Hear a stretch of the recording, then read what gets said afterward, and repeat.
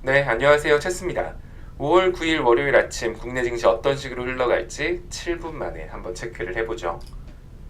자, 일단 미증시부터 간단히 체크를 해보면 다우 마이너스 0.3%, 나스닥 마이너스 1.4% 하락했습니다. 금요일 미증시는 인플레이션에 대한 우려를 누르지 못했다라는 이유로 하락했는데, 사실 인플레이션도 인플레이션이지만 금일 이슈가 있죠. 러시아 열병식. 여기에 대해서 전면전 또는 종전, 앞으로 전쟁 방향성에 대한 키워드가 나오는 날이에요. 그러다 보니까 금요일 미증시는 매수세보다는 매도 혹은 관망의 움직임이 크면서 하락을 부추겼다라고 보시면 될 것 같아요. 자, 지난 금요일날 제가 여러분들한테 교육해드렸죠. 오늘 있을 러시아 전승절 이슈, 그리고 앞으로 전쟁이 어떤 식으로 흘러갈지 이제 그 여러 가지 경우의 수와 가능성이 높은 것대로 한번 정리를 해드렸어요. 러시아의 최소 목표는 돈바스 지역의 독립이다라고 했는데, 이것만 가지고 가면 그간 러시아 경제 제재 맞은 게 너무 크기 때문에 이것 이상을 얻어가야 그나마 본전치기라도 하는 거라고 했는데, 이제 그게 크림반도와 돈바스 지역을 육로로 연결한다, 이거를 기억하실 거예요. 이거를 제가 2월 3월 달부터 말씀드렸고, 돈바스 지역 마리우폴이 함락이 되면 크림반도와 돈바스 지역을 육로로 연결할 수 있는 그런 상황이 생기고, 그러면서 자연스럽게 휴전으로 갈 가능성이 높다라고 말을 했습니다. 자, 주말간에 뉴스가 나왔어요.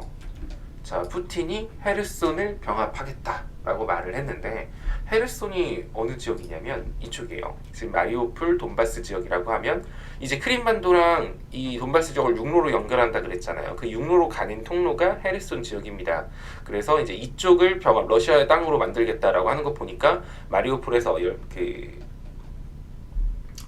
열병합이라고 나오지? 말이 그렇게 나오지? 단어가 갑자기 떠오르지 않죠? 열병식 때 마리우폴에서 승전, 이런 자기들 지금 전쟁에서 이기고 있다 이런 얘기하고, 추후에 마리우폴도 국민투표나 이런 걸로 통해서 러시아로 병합시키다 이런 얘기 나올 가능성이 높다라는 겁니다. 자, 병합을 한다거나 점령지에 대한 안정화를 추구하고 있는 이런 움직임들은 앞으로 사실 확전보다는 휴전일 가능성이 높다라는 거를 보여주는 거죠. 휴전도 혼자 하는 게 아닌 만큼 일단 협상이 진행될 텐데, 일단 향후 군사적으로 막 긴장감 생기는 것들 있잖아요. 이거는 전면전의 가능성이 올라간다 막 이렇게 보기보다는 이제 앞으로 휴전 협상에 있어서 좀 좋은 위치, 자기 발언권을 더 높이고 이러기 위한 군사적 긴장감으로 보는 게 맞지 않나? 라는 생각이 듭니다. 자, 금일 러시아 전승절 관련해서는 방산주, 에너지 관련주, 식량 관련주들이 대표적인 수혜주라고 볼 수 있습니다. 방산주에서는 여러분들한테 제가 구간을 잡아드린 건 빅텍이었죠. 빅텍, 스펙 환일 단조 이런 것들 존재하고요. 퍼스텍 이렇게 있고요. 에너지 같은 경우는 다들 아시겠지만 중앙에너비스, GSE, 흥구석유 이런 애들이 있어요. 자, 근데 요새 에너지 애들이 왜 이렇게 힘을 못 보여주지? 국제유가도 다시 잘 올라가는 것 같은데? 천연가스 엄청 올라갔잖아. 근데 이거에 발목을 잡고 있는 게 이제 뒷부분에 말씀드릴 중국의 봉쇄가 한몫하고 있습니다.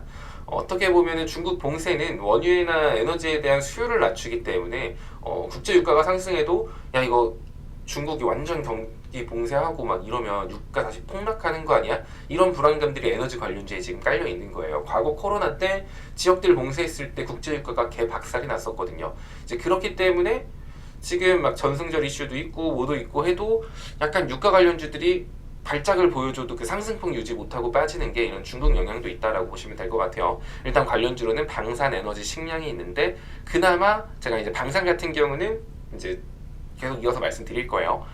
식량 쪽 같은 경우도 시간에서 움직였고요. 한번 체크하시면 좋을 것 같고요. 자, 그리고 주말간에 제가 이제 금요일날 이렇게 이런 얘기 교육해 주면서 이제 방산주 같은 경우가 좀 테마가 여러 개가 있다라고 했는데, 일단 첫 번째로는 이 전면전 가능성, 여기에 대해서 움직일 수 있는 거고요. 두 번째로는 취임 전에, 이제 내일이면 대통령 취임식이 있는데 취임 전에 북한이 자꾸 도발하는 거, 이 도발 가능성에 대해서 하나 있었고요. 그리고 추가적으로 바이든 대통령 방한했을 때 한미안보 동맹 얘기 나오면서 또 방위산업분에 대한 협력을 강화해 나간다 이런 얘기가 나올 수 있으니까, 방산주는 좀 앞으로도 이슈가 좀 예정이 되어 있는 게 많고 차트도 괜찮다라고 해서 빅텍을 잡아드렸어요. 자, 그리고 주말간에 또 북한이 미사일 쐈습니다. 이거를 만약에 오늘 아침이다,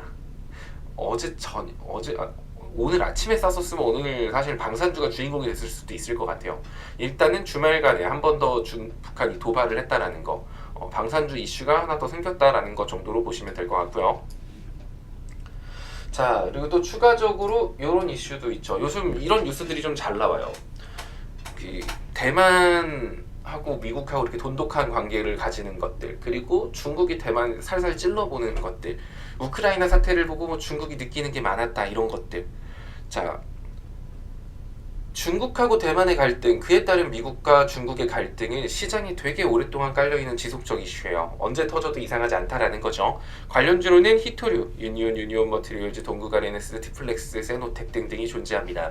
유니온 같은 경우는 금요일날 좀 왜 이래? 막 이런 식으로 좀 움직임이 좀 나오긴 했는데 덕분에 지금 매수하신 분들 다 수익권에 들어오시지 않았나 싶어요. 목표가도 다 잡아드렸기 때문에 참고하셔서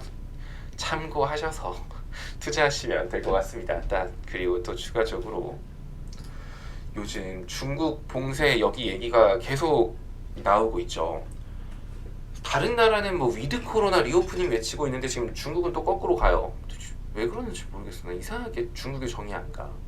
자, 이쪽이 심화됐을 때 생길 수 있는 이슈 같은 경우는 항상 물류 쪽이 대표적이었습니다. 물류 같은 경우는 뭐 한솔 로지스틱스, 태용 로직스, 한익스프레스 이런 데들이 있는데 일단은 한솔 로지스틱스 같은 경우도 거래량 많이 실리고 좀 많이 빠졌네요. 매매 동향 지금 이쪽도 나쁘지 않죠. 지금 차트 보면은 급격한 낙폭의 절반이라고 하면 4,400원 정도까지 추가 상승폭 보여줄 수 있을 것 같습니다.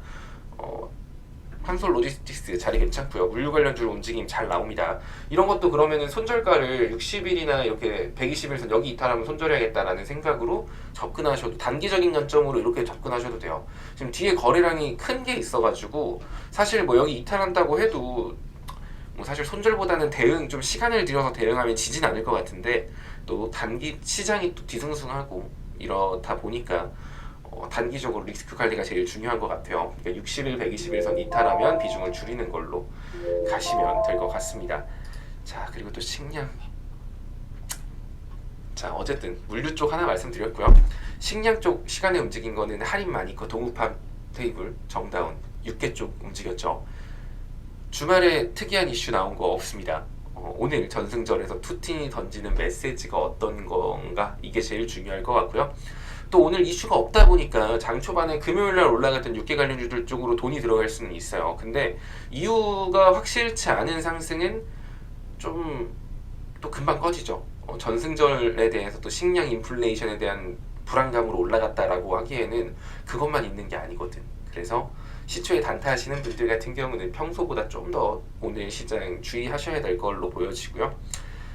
자, 다들 이번 주도 본업에서 화이팅 하세요. 시장이 계속 재미가 없는데 재밌는 날이 오겠죠 뭐.